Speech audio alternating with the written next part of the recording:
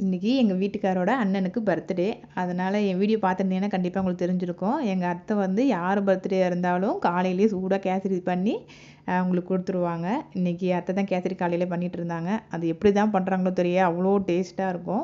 வேக வேகமாக பண்ணிகிட்டு இருந்தாங்க. ஆனாலும் நான் வந்து எப்படி செய்கிறதுன்னு ரெசிபி ஷேர் பண்ணுறேன். கொஞ்சமாக நெய் விட்டு முந்திரி தனியாக வறுத்து வச்சுட்டு 1 கப்பு ரவாவை நெய்யில் நல்லா ரோஸ்ட் பண்ணி எடுத்துக்கணும். அதுலேயே சக்கரை 1 கப் போட்டுட்டு அதுலேயே கேசரி பவுடரும் போட்டு நல்லா கிளறிடணும். 1 கப்பு ரவாவுக்கு 3 கப்பு தண்ணி வந்து நல்லா கொதிக்க வச்சு அதோடு சேர்த்து நல்லா கிளறிடணும். கிளறிட்டு அப்புறம் ஏலக்காய் பொடி கொஞ்சம் பிஞ்சு சால்ட்டு போட்டு கிளறிட்டு அப்புறம் ஆஃப் பண்ணிவிட்டு நெய் ஊற்றி எடுத்துருவாங்க. அவ்வளோதான், ரொம்ப டேஸ்ட்டாக இருக்கும்.